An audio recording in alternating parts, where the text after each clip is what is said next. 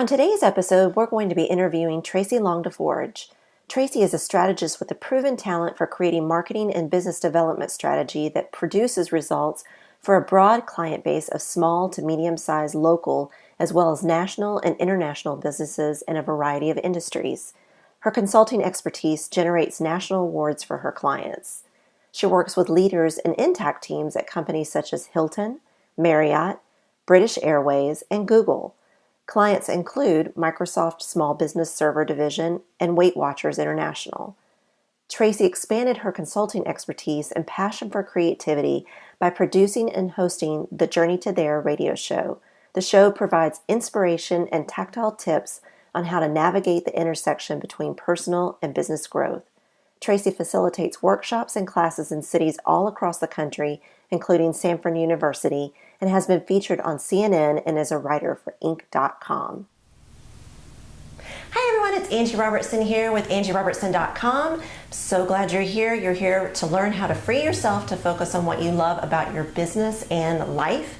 And as you saw in the intro, we're here with Traci DeForge. I'm so excited to interview her. She has an awesome podcast, which I'll put in the show notes, Journey to There. And we're going to learn, as you learn more about her at the beginning, we're going to learn more about her as we're interviewing today. And I'm glad to have you here. So let's just dive in. We learned about you at the beginning, what you're doing. Tell us a little bit about what caused you to start looking for a virtual assistant. Well, I have probably in some capacity for the last 12 years looked for a virtual assistant, whether I knew it or I didn't know it. Yeah. Gratefully, I've had the opportunity to know you and know about your business, so I've understudied what you've been able to do for other people and been very envious of it. And I guess for me, like initially, I really felt like I felt like I was going to work better with somebody like in my office or somebody that I could like look at face to face or have like be hands on. And I did try that. Yeah. And what I found was that, yes, it was a luxury to have somebody there, but it wasn't necessarily the right person there. Yeah. So then by the time I spent time training someone and getting them up to speed with my systems, they were like a square peg in a round hole for the most part. And I just sort of threw up my hands and I was like, you know what? I don't really necessarily need someone right here beside me. I just need the right person doing the work that I need done. I mean, and so, you know, I totally, so many entrepreneurs get in that place. And I love that you did both. You not only, some people just go straight into a virtual assistant, but you also did an in-person assistant, and you found that just didn't work for you. So I did, and I tell you, probably that might have been the number two thing, because as we sit here talking, I'm thinking like the number one thing was at the beginning of my business, certainly, is that I wasn't sure that I could afford it. And so I would be in this chicken and egg cycle where I needed to have this work done, and the work that would be being done would have helped generate my revenue in a more accelerated way. Mm-hmm. But in order to pay to have that work done, I needed the revenue to be accelerated. Yeah. So I played that chicken and egg game for the first few years and realized that I was basically just, chickens don't have tails, but I was just like basically chasing my tail. Yes. And which is one of the things we talk about on Journey to There, is like, how did I end up here again? And for me, from a support capacity, it was difficult for me to delegate. I really didn't think that I could afford it initially in my business. But now I realize that I really couldn't afford not to, and I wish I had done it so much sooner. Wow, and I hear that so often. You're not the only, yeah. And I think we all, as entrepreneurs, we do that because, you know, you're focusing on your business and you want it to grow, and you're just doing everything you can to make it work. And so it's any little thing kind of just wigs you out a little. Right, and then like for a time management perspective, like let's say I had like all the money in the world, which would be amazing, but just looking at it from that perspective, I was so busy that I felt like stopping down to teach somebody else how to do it was going to take me more time than just going ahead and doing it myself, which was like mistake number one in Entrepreneurial 101. And then I started realizing as my consulting business grew, and most of the time my clients came to me, and by the time they came to me, I had a big mess to clean up for them. Like I remember thinking like, so many times, like, if you had just come to me before this, I could have saved you so much money, so much time, and you wouldn't even be here right now. Yeah. And that took me enough times to really turn that focus back on myself and say, okay. And like, if I had hired a virtual assistant in the beginning, I wouldn't have gotten here, and it wouldn't be there when I finally met you, right? So, but it's hard to see the forest for the trees when you're an entrepreneur, because you want that outcome so badly, and you're just willing to just juggle like a million balls and think you can be Superwoman, but you can't. Yeah, absolutely. I totally agree. So now that you've worked with a virtual assistant, you've shared a little bit about that experience of how that's played out in your business. Right. What more, or what advice could you give to someone that may be in that place of, I really need help, but I don't think I can afford it, or, I can't see doing that. Well, I think what I would say is just start with the minimum amount of hours that you can afford, and find the person that is a good fit for you and your business. And really what I mean by saying you and your business is you really need to connect with that person personally, because then you have more confidence in turning things over and have that trusting relationship and things like that. But with anything, I think if you just start, because like for me, I kept getting in this situation in my mind where I was like, well, when I can't afford it, and then thinking that I needed to afford, like a huge amount of hours. When I very first started working with virtual assistant, I realized I could just start with 10 hours, and I didn't even realize at that point how 10 hours can make such a big difference, because it doesn't sound like it's that many, but when you work as fast as you work, you can get what it would take me like 30 hours to do. You can knock it out in less than 10. So I think I found that really, pretty like, wow. And so I would definitely say, like, start small with the budget that you can, with a virtual assistant that will work with you with that number of hours.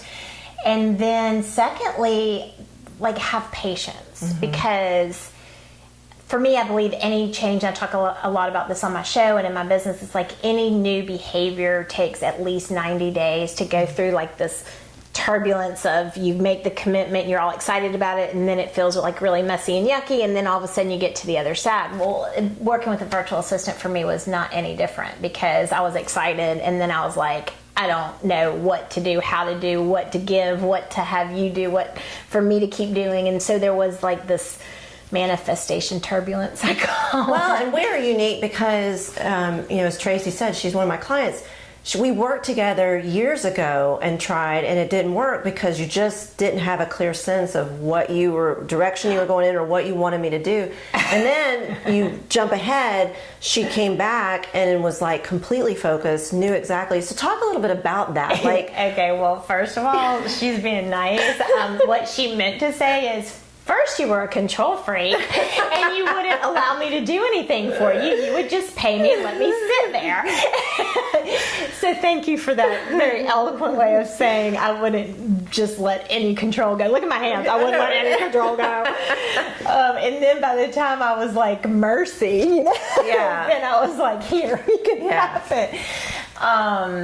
So I don't know, but I think having a clear direction of what I needed was important. But what I realized in retrospect was, at the beginning, I could have asked you, as part of your virtual assistant qualities or things that you do so well, that you could have helped me with getting that clear direction. See, because what is the other thing that women entrepreneurs do? They don't like to ask for help. Yeah. So I was like, I need her, but I don't want to expose that I'm like, don't know what I'm doing with one, and so I think that really feeling like, I think that's why I said about personally, personally and professionally, because, well, I'm all about the intersection between personal and business growth, as you know, but it's the same with a virtual assistant. Like, I had to be willing to give it to you and have confidence that, I mean, our businesses as women entrepreneurs are like our children, you know, and it's almost like, okay, well, I'm putting my child in daycare and I just need it to be a person that's going to love my child the way that I'm going to love it, and trust they're going to feed it and clothe it and nurture it while I'm gone, the same as I would. Gotcha. And I just wanted to be I wanted to keep my baby all to myself. I got it. Wow. Yeah, you said something really powerful that I haven't ever heard before, in that you were afraid to be vulnerable with your business and with not knowing, you know, that's something I haven't heard. And it's like, wow, it makes me wonder if that's where a lot of people are, you know, when they start to bring on a virtual assistant, they're vulnerable and they're in a vulnerable place and they don't know. Yeah, I mean, essentially, for me anyway, I wanted to, you know, we get a lot of fun marketing stuff with Facebook and social media, and like, oh, we're all like, we look good and we sound good and we present ourselves as this. But a lot of times behind the scenes, people can be train wrecks, right? And they're barely getting it done, but they look great on the outside. Yeah. And I wasn't quite a train wreck. However, I was headed down that track for sure, in that the administrative details of your business are your foundation. And so no matter how good your house looks on the outside, if it's crumbling in on the inside, then it's a matter of time before everybody sees that. Yeah. So like that whole vulnerability thing of, okay, she's going to see my weakness. She's going to realize I haven't been doing my organization the way I should have been. It's like all those things that we should ourselves over is now you're pretty much having to expose that because you want help in order to get it done, but you have to tell somebody you're not doing it in order for them to do it for you. Gotcha. It's almost like you feel like you're in trouble with a teacher or something, or a parent, you know, get a slap on the hand. That's funny. Virtual assistants will not slap you on your hand, I promise. And, you know, and the whole idea of a judgment-free zone is something I talk about a lot, because women have such a tendency to beat ourselves up, but we would never beat anybody else up, right? Yeah. Well, ideally not. And you never have. I mean, like, virtual assistants are not judgmental, but I think for me, I was just so afraid that it was going to be just like that. Really now? And that was never the case. Yeah. And what I love about it was, not only was it not the case, but you took what it is that I was doing, that I thought, the things that even I thought I was doing well, and you're like, okay, you're working way harder than you need to be. Yeah. There's a much more simple way to do this. Yeah. And then you would show me that, and then you would put that process into place, and then all of a sudden those 10 hours were really optimized, because what was, again, like, my system was taking me longer than it even needed to take me. Yeah.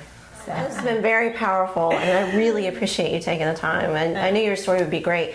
Why don't you give a shout out and tell the listeners how you and the viewers they can find you and learn more about you? So you can find me at journeytothere.com, my podcast radio show, because we're on iTunes as well as iHeartMedia and online radio, empowerradio.com. All that being said, the podcast is Journey to There, exploring the intersection between personal and business growth, and it's all about the show is a lot about, like, how we talk today, just really good, candid conversations about how to help you cross that intersection between personal and business growth, because they're all intertwined. They are, and definitely check out our podcast. Traci and I are really good friends, and we were friends before we even became, working, and so it's I value her friendship, and I value her she's just so intelligent and smart, and she just does an amazing job, and she's very sharp. So. Well, and I also have to say that I credit Angie for the fact that the podcast was even born, because I did have a broadcast passion. I was in broadcast media for a long time, but Angie kept telling me over the last decade, you have got to get your story out. You've got to get your message out. And there was no way I was going to sit down long enough to type it. So we really kind of brainstormed, and the whole podcast concept was like, now I can talk. Yeah, so we can do that. Right up your wheelhouse. Well, thank you everyone for joining us. And remember, if you like this video, please be sure to subscribe here on YouTube, or head on over to angierobertson.com and look at all the past episodes there. We've got great resources. I'll put the show notes for Traci's site and her podcast there, so you can learn more. And then also remember to join us again to free yourself to focus on what you love about your business and life.